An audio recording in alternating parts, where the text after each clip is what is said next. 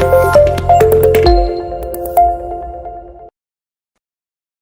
البداية نحب نشكر منظمين المؤتمر هذا بجامعة ستيف واحد اللي أعطانا الفرصة باش يعني نقدموا موضوع يهم ياسر المهندسين المدنيين بصفة عامة اللي هو حول لي سول غونفلون. لكن الرابط اللي مع الجامعة هذه يبقى عبر أستاذ دكتور سيف الدين طبشوش اللي هو تعرفت عليه في العشرية الفايتة، وكل أنا سعيد معناتها عندي كل السعادة باش نكون هنا، وإن شاء الله اليوم اللي باش نقولوا إن شاء الله ينفع الناس الكل. شكرا. Donc on va commencer par une introduction sur la problématique des sols gonflants. Par la suite, nous allons parler des méthodes de caractérisation des sols gonflants. Suite à cela, nous allons proposer une nouvelle méthode pour les caractériser. Donc par la suite, on va parler d'une technique de réduction de la pression de gonflement sur les fondations d'ouvrage, et nous allons donc vous donner quelque chose de réel sur un bâtiment récemment construit à travers le suivi de son comportement, pour finir avec des conclusions et des recommandations. Donc la Tunisie, comme l'Algérie et le Maroc, d'une manière générale, sont bien le lieu d'argile gonflante un peu partout. Alors l'historique lié au campus universitaire de Tunis El Manar, nous avons essentiellement deux grandes facultés, la faculté des sciences et la faculté de droit et de sciences politiques, et la faculté des gestions, et l'ENIT, l'École nationale d'ingénieurs de Tunis. Alors dans toutes ces, dans ces lieux-là, il y a toujours des bâtiments affectés d'une manière très significative. Donc la présence d'argile gonflante, elle est confirmée. Et à l'ENIT même, donc, nous avons au moins deux cas pathologiques qui ont poussé l'administration à évacuer les bâtiments pour les reprendre à peu près, pas de zéro, mais c'est-à-dire il y a eu beaucoup de travaux de réparation, etc. Alors, en 2019, il y a un projet d'extension de deux bâtiments. L'un, ce qu'on appelle l'Institut préparatoire aux études d'ingénierie de Tunis El Manar, que je n'ai pas cité, mais il est dans le terrain de l'ENIT, si on peut dire, et il y a à la faculté des sciences. Donc, le ministère d'équipement, il s'inquiète dans la mesure où, si on va faire de nouvelles extensions et on ne va pas prendre les précautions nécessaires, on va revivre à peu près la même chose, puisque sur le plan scientifique, vraiment, sur le plan technique, les ingénieurs génie civil n'ont pas ou ne voient pas clair qu'est-ce qu'il faut faire lorsqu'on est en présence de l'argile gonflante. Donc ça veut dire que sur le plan, donc on va dire sur le plan pratique, à travers un bureau d'études, donc nous étions mandatés pour suivre ces projets-là, et j'ai eu bien sûr l'occasion de suivre ça de près. Alors lorsqu'on parle des méthodes de caractérisation des sols gonflants, les méthodes existantes, la granulométrie, les limites d'Ederberg et la mesure de la pression de gonflement à partir de l'essai odométrique sont les plus utilisées. On fait recours également à la mesure de ce qu'on appelle de la valeur au bleu, avec l'essai au bleu de méthylène, qui aide pour caractériser le sol gonflant. Alors, en cours de route, bien sûr, ce qui s'est passé entre 2020 jusqu'à nos jours, il y a eu donc l'idée de faire un travail de recherche, et l'auteur que vous voyez là, Mani Niavi, c'est un thésard de Madagascar, diplômé de l'ENIT, que j'ai invité à faire ce sujet-là.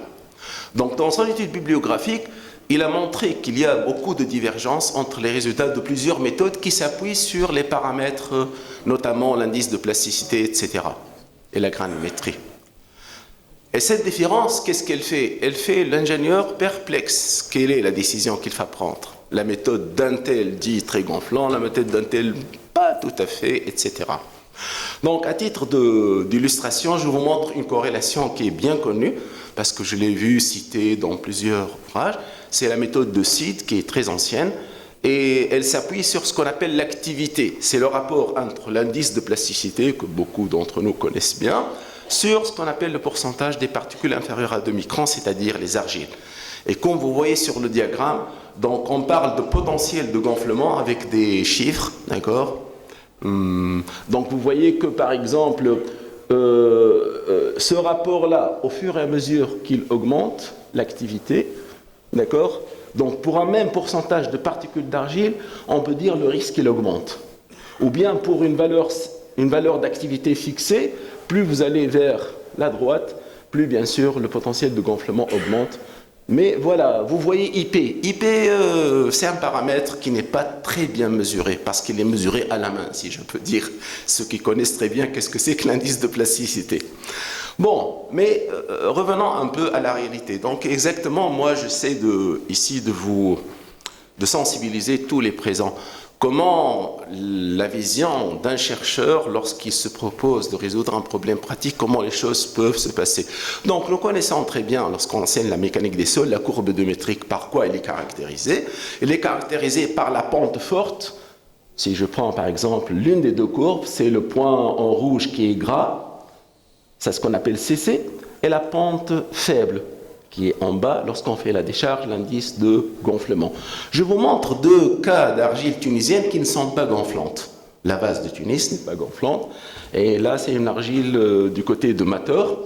Mais le plus important, c'est que l'idée qui m'est venue, c'est de faire le rapport CC sur CS. CC sur CS, il est très voisin de 10. C'est une recommandation qui existe dans certains logiciels de géotechnique. Si j'ai CC, quelle est la valeur de CS? Bon, prenons le dixième.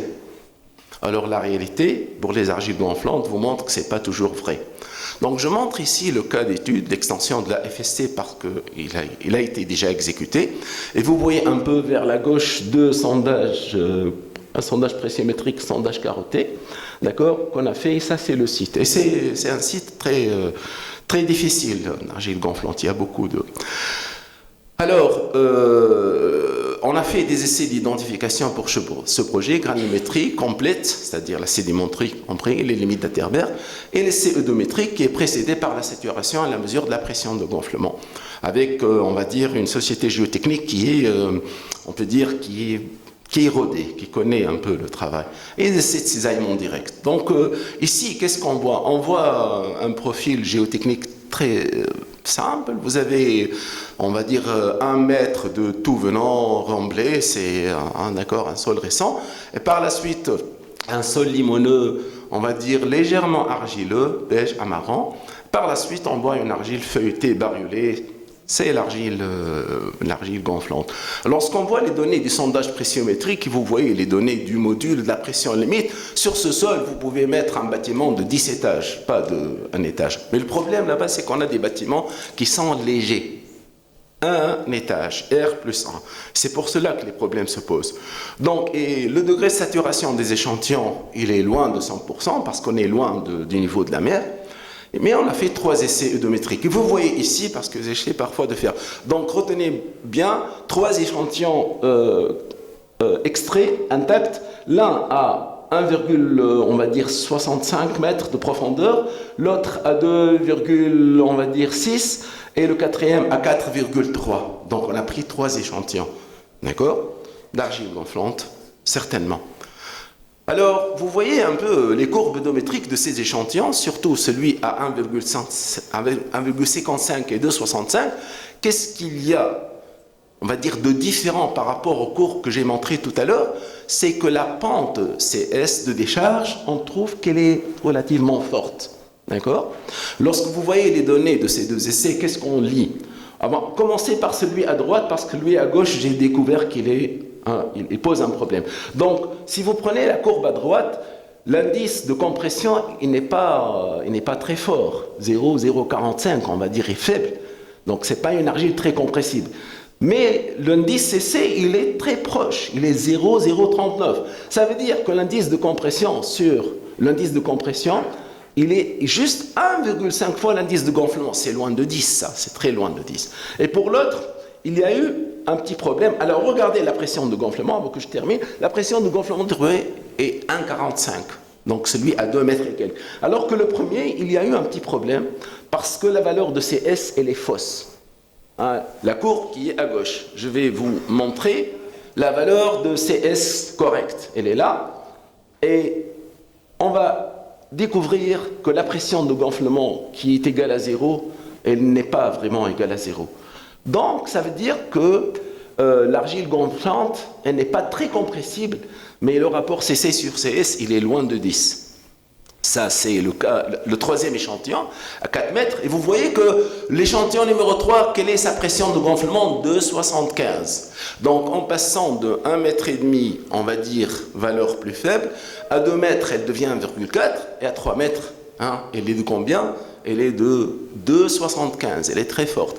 Donc, de là est née l'idée de... je compare encore avec une autre argile pour montrer. Donc, qu'est-ce qui fait la différence entre une argile gonflante à gauche et une argile non gonflante? C'est la valeur de CC sur CS. Et si on essaie maintenant de comprendre la nouvelle méthode de caractérisation, on a beaucoup aimé cette figure-là. Pourquoi? Parce que cette figure-là, elle vous dit, lorsque vous avez une argile gonflante, au départ, vous ne la chargez pas, mais vous la saturez, elle gonfle.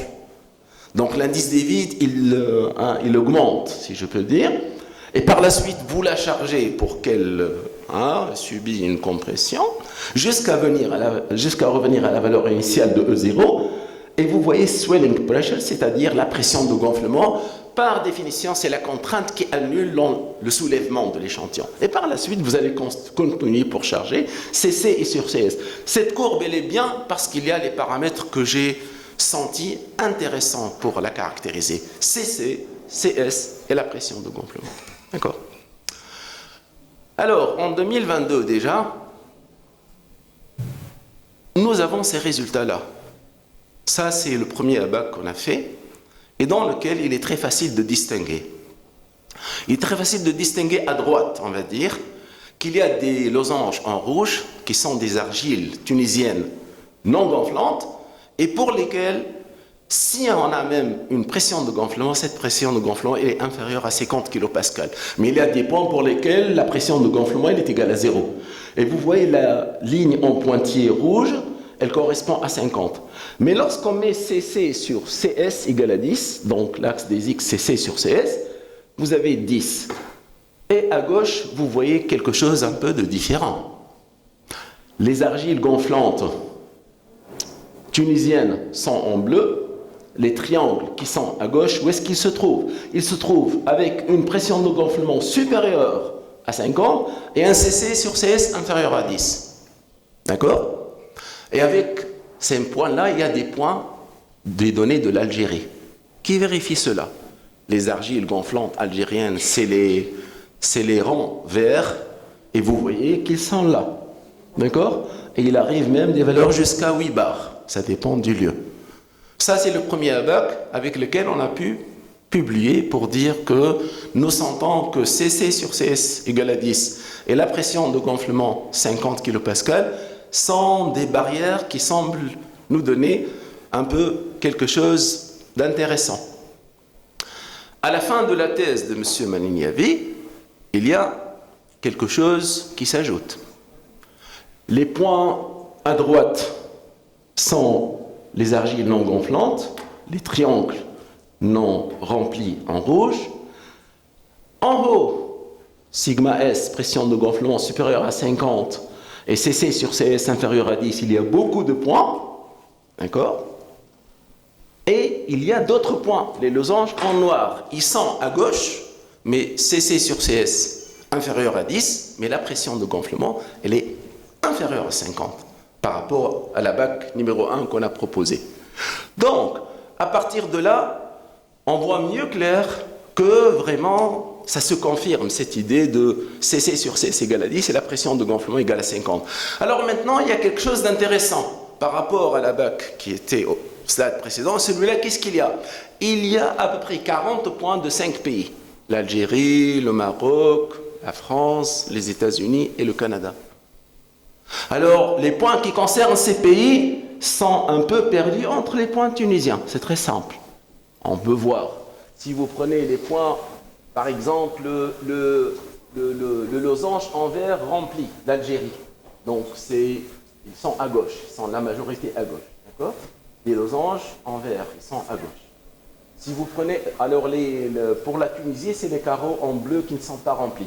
Mais si vous prenez par exemple les données de la France, ES, c'est-à-dire Expensive Soil, ça veut dire que ces points-là, ils sont à peu près tous au-dessus de cette ligne-là, avec une pression de gonflement. Donc, qu'est-ce que cela montre? Cela montre que notre idée de faire cette corrélation, elle est vérifiée par 40 points éparpillés d'autres pays. Donc, on a beaucoup plus de confidence, si je peux dire, sur la méthode proposée. Alors, mais pour prendre la décision, comme nous n'avons pas beaucoup de données, la chose la plus intéressante, et il y a un intérêt, nous avons montré que les données tunisiennes peuvent être, on va dire, encadrées par deux droites, mais le repère n'est plus arithmétique, c'est le log décimal. Vous voyez ces deux équations? La contrainte ou la pression de gonflement minimale, c'est la droite en pointillé en orangé, et celle qui est en haut, c'est elle en noir. Et ça veut dire que si vous faites un essai oedométrique et vous ne mesurez pas la pression de gonflement, moi je peux identifier la valeur de la pression de gonflement minimale. Mais il y a un plus, il y a le pourcentage d'argile. Alors je reviens à ces points qui sont en bas pardon, ça c'est la suite. Je reviens à ces points qui sont en noir. Qu'est-ce que c'est que ces points qui sont à gauche? Ils sont inférieurs à 50 ppm. Ils ne sont pas des argiles, ils sont des sables argileux. Le pourcentage d'argile ne dépasse même pas 25%. Alors que les points en haut, le pourcentage d'argile, il est supérieur à 35%. Donc vous voyez que la granulométrie, elle permet de faire cette différence-là. Donc, nous avons arrivé jusqu'à cette... Ça, c'est la première corrélation, déjà publiée dans un article que je vais vous introduire tout à l'heure. Et là, il y a quelque chose de plus simple. Si vous mettez CC en fonction de CS, et vous mettez les droites CC sur CS égale à 10, CC sur CS égale à 15, vous comprenez facilement, par le tableau en bas, un sol est gonflant, beaucoup, très gonflant ou peu gonflant, c'est lorsque sa pression de gonflement est supérieure à 50 et CC sur CS inférieure à 10. Entre CC sur CS égale et 10 et 15, la pression de gonflement, elle n'est pas très forte, inférieure à 50. Mais certainement, CC sur CS supérieur à 15, l'argile n'est pas du tout gonflante. D'accord? Ça, c'est le résultat qu'on a pu trouver. Maintenant, je vais vous montrer un exemple, mais ces exemples sont multiples un peu partout. Ça, c'est un projet à GAFSA, donc pour lequel les données ont été faites par une entreprise qui fait les essais géotechniques. Qu'est-ce qu'il dit? Excusez-moi ici parce que j'ai dit exemple tunisien, entre parenthèses, à ne pas suivre. Qu'est-ce qu'il met, le monsieur? Il met 3 échantillons pour lesquels la pression de gonflement est égale à 0. Mais il ne montre rien, il n'y a aucune mesure. Mais sur sa courbe, qu'est-ce que moi je fais? Je prends la valeur de CS, elle est égale à, c'est pas grave, la valeur, mais CC sur CS est égal à 4,67. 4,67, d'accord? Donc ça veut dire pour cette argile-là, avec la bague qu'on a proposée pour le sol tunisien, la pression de gonflement est supérieure à 50, certainement. Donc déjà, il y a une faute. Et une faute, ça c'est une faute. Il dit que sigma g égale 0, mais la pression de gonflement est supérieure à 50, donc elle est importante. Et qu'est-ce qui montre, qu'est-ce qui confirme encore? Le pourcentage d'argile. Vous voyez quel est le pourcentage d'argile? 45%. Alors j'ai plein de points, même d'autres données pour la Tunisie, et même, on a commencé donc, pour les 2 autres pays, l'Algérie, le Maroc. Donc il y a ces fautes-là.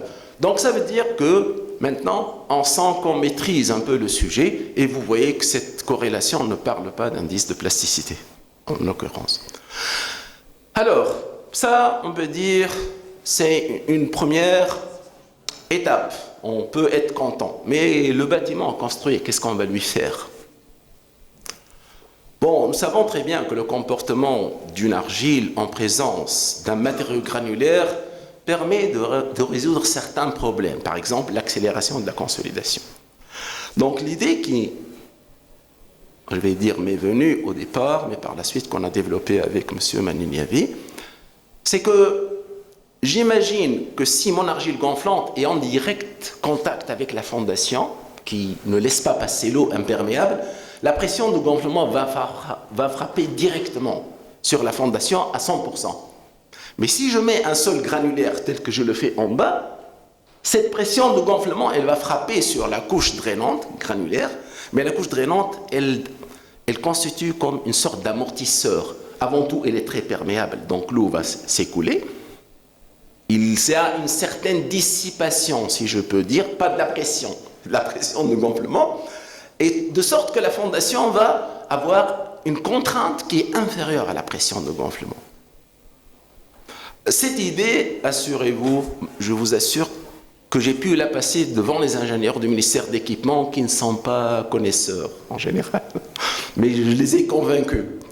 Mais revenant à la thèse de doctorat, j'ai dit aux candidats, allons prendre un échantillon de sol gonflant de lignite, et juste on a fait 2 essais oedométriques, un seul essai.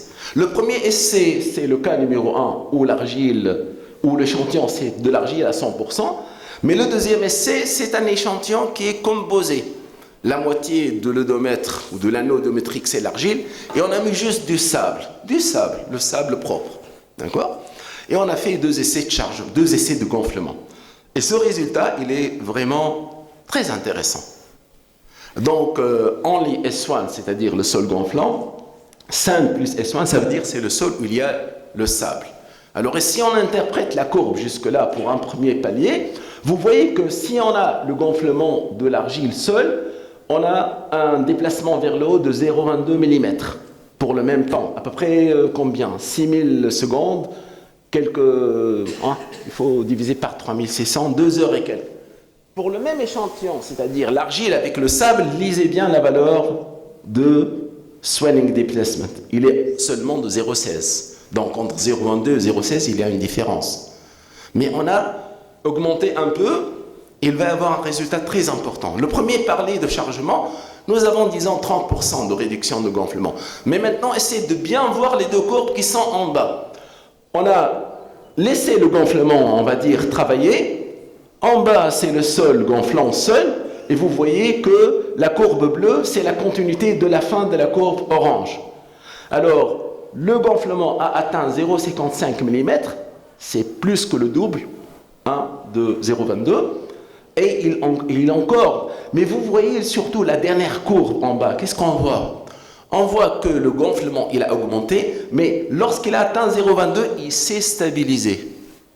Qu'est-ce que cela veut dire? Cela veut dire que si je mets une couche granulaire entre la fondation et l'argile gonflant, on a une stabilisation. Mais si je fais le rapport, il est très intéressant. Le rapport montre qu'il y a une réduction de gonflement de 60%. Donc, qu'est-ce que cela veut dire? Cela veut dire que si j'imagine, j'ai une semelle isolée sous laquelle il y a cette couche granulaire, et si l'argile est gonflante avec une pression de gonflement donnée, vous n'allez récupérer que 40% de cette pression. Et ça, de cette manière, on est passé à l'action. Comme le bâtiment il est léger, on a mis du gros béton. Mais jamais je ne le recommande. Si vous avez une pression limite admissible, une contrainte admissible de 4 bars, et vous avez un étage, qu'est-ce que c'est que ça? Mais l'argile, le gros béton, il va alourdir un peu. Et on a mis 40 cm pour l'épaisseur. Bon, là, c'est une question. Pourquoi 40 cm? Il y a un petit calcul qu'on peut faire. Parce que lorsque je fais une semelle isolée, qu'est-ce qu'il y a? Il y a la charge à l'ELS, il y a le poids du gros béton, il y a la couche de grave compactée, et on a dit il faut s'arrêter à 1,8 m. 1,8 m, c'est le point, on a mis sigma g égale 0. Mais par la suite, on a découvert qu'elle n'est pas égale à 0. Parce que le rapport CC sur CS, il était faux. Et vous allez maintenant enchaîner jusqu'à la fin. Alors, il suffit d'écrire que les forces résistantes, pour moi, c'est les forces compressives vers le bas, en 50% de plus par rapport à la force qui correspond à la pression de gonflement. S'il y a une pression de gonflement, on va calculer la force sur la section, la surface d'appui de la semelle. Et pour cela, on a trouvé une épaisseur minimale de 30 et par la suite, on a pris 40 cm. Donc, sur le plan pratique, on a suivi bien sûr ce projet et on continue de le faire d'une manière minutieuse. Donc, je vous montre les 2 matériaux que l'entrepreneur a fournis. C'est, on va dire, que vous voyez la figure à gauche ou à droite, c'est la même chose, mais l'essentiel, le tas qui est à gauche, je pense qu'il est plus propre. Le pourcentage de fine, il est moindre. Et celui qui est à droite, le pourcentage de fine, il est plus fort. Donc ça veut dire que j'ai dit, prenons un peu plus de sol grenu propre. On a pris les 2/3 du tas à gauche. C'est-à-dire, c'est une granulométrie ouverte, il ne commence pas de zéro. C'est une grave non traitée, on va dire 10-40 par exemple. Alors que l'autre, c'est 0 quelque chose, 0,20. Et par la suite, donc pour chaque fouille, on fait les opérations que vous voyez. Lorsqu'on ouvre la fouille, qu'est-ce qu'on fait? Il y a une pelle chargeuse qui va apporter le matériau avec cette proportion. Et par la suite, on amène une plaque vibrante, d'accord? Et on va vraiment compacter l'argile, on va compacter le matériau granulaire comme il faut, jusqu'à atteindre 40 cm. Et donc, bien sûr, ce qu'on est en train de faire, c'est quelque chose de, pour la première fois, l'ingénieur structure n'a jamais eu la conscience tranquille. Il m'a dit, s'il vous plaît, faites le compactage en 2 temps. Lorsque vous faites le compactage numéro 1, attendez, il dure 8 minutes, attendez 2 heures et recommencez le compactage de la couche compactée. Je lui ai dit, ok, il n'y a pas de problème. Et on a fait comme ça. Alors maintenant, voilà le bâtiment qui est neuf, que vous voyez. Et à droite, vous avez une vue en plan. Le bâtiment, il a été achevé en juillet 2024. Mais il y a un problème pour ce bâtiment, pour la réception définitive, à cause de l'architecte qui a un problème avec l'administration. Mais nous, on a commencé le travail vers janvier 2025. Il y a 6 points que vous voyez, à peu près, ils sont là où vous êtes. La partie assurée, c'est le trottoir qui entoure le bâtiment. Le trottoir, il est un peu grand. A, B, C, D, E, F sont 6 points. Quelle est la différence? B et C sont, on va dire que le point B, il est juste un peu vers la gauche. Le bâtiment, il y a un bâtiment ancien. Le point A, vous voyez la porte d'entrée, c'est 4 mètres vers l'intérieur. Il est à l'intérieur du bâtiment. Le point C, c'est vraiment à droite, à l'extrémité. Et les points D et F sont alignés sur la façade arrière. D'accord? Et chaque mois, donc, on prenait. Et vous voyez qu'en Tunisie, l'hiver dernier, c'est un hiver exceptionnel. Le derrière du bâtiment n'a pas été vraiment épargné. C'est-à-dire l'eau stagnait de février jusqu'à mai. Et on a fait une tranchée drainante. Mais vous allez voir le résultat de cela. Donc, je montre une photo fin février devant le bâtiment. Fin juillet, vous voyez comment le sol est devenu sec. L'argile gonflante, lorsqu'elle sèche, il y a pas mal de fissures, etc. Et vous voyez là, au fond, à droite, le bâtiment ancien. Le bâtiment ancien, il a souffert d'une manière incroyable. Jusqu'à octobre 2025, entre juillet 2024 et octobre 2025, il y a plus d'une année. Il a une année au moins 4 mois. Le bâtiment neuf, il n'est le siège d'aucune fissure. Mais voyons un peu les choses d'une manière un peu plus précise. Voilà les cotes des 6 points. A, B, C devant le bâtiment, D, E, F derrière le bâtiment. Donc, qu'est-ce qu'on voit? On voit généralement que ces points se sont soulevés. C'est-à-dire qu'il y a une augmentation de l'altitude. Sauf derrière, le point D, il a subi un léger tassement entre janvier et février. D'accord? Et par la suite, vous voyez que pratiquement c'est stable. Mais le problème, c'est qu'à partir de juin, juillet, août, on sent qu'il y a vraiment une augmentation de l'altitude. C'est le gonflement à ce temps-là qu'il a fonctionné. Pourquoi? Parce que l'argile, elle a une très faible perméabilité. L'eau met beaucoup de temps pour s'infiltrer, le sol n'est pas saturé, et à ce moment-là, l'argile gonflante à 1,8 m, elle a fonctionné. C'est ça l'explication. Et ce qui fait encore un peu peur, je vais montrer juste la mesure d'octobre sur lesquelles j'ai des petites réserves. C'est les mêmes diagrammes, mais qu'est-ce qu'on a ajouté? On a ajouté juste la lecture en octobre. Vous voyez? Donc la lecture en octobre au point B, elle est 93,134.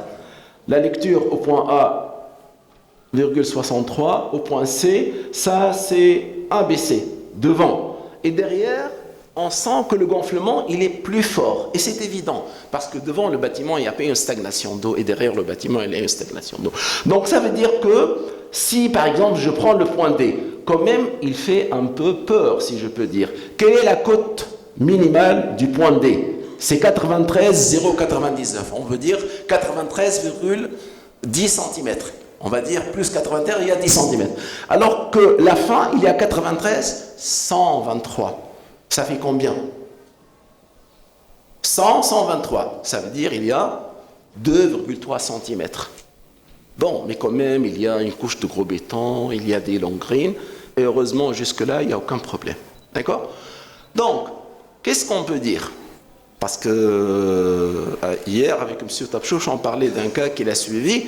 Ces bâtiments-là, si vous ne prenez aucune précaution, ne vous en faites pas. 8 mois, maximum une année, et les désordres apparaissent. D'accord? Donc maintenant, le résultat du suivi, on peut dire que après 2 mois, il y a un léger tassement initial, mais parce que nous avons pris les mesures après la fin du bâtiment. Le bâtiment a été terminé en juillet et nous avons commencé en janvier 2025. Le gonflement maximum, c'est 3 cm, d'accord? Et en principe, on sent que le retrait doit commencer, mais il n'a pas encore commencé. Donc le comportement d'ensemble du bâtiment quasi homogène, c'était un avantage. Le sol, il est homogène. Le bâtiment, même s'il s'est soulevé un peu de la même manière, si je peux dire. D'accord? Et la reprise du gonflement que j'ai montré entre septembre et octobre, elle nécessite peut-être une explication que je ne peux pas donner maintenant. Bon, la dernière ligne qui est peut-être la plus intéressante. La technique de la couche granulaire, tout venant sur les semelles, est-elle efficace?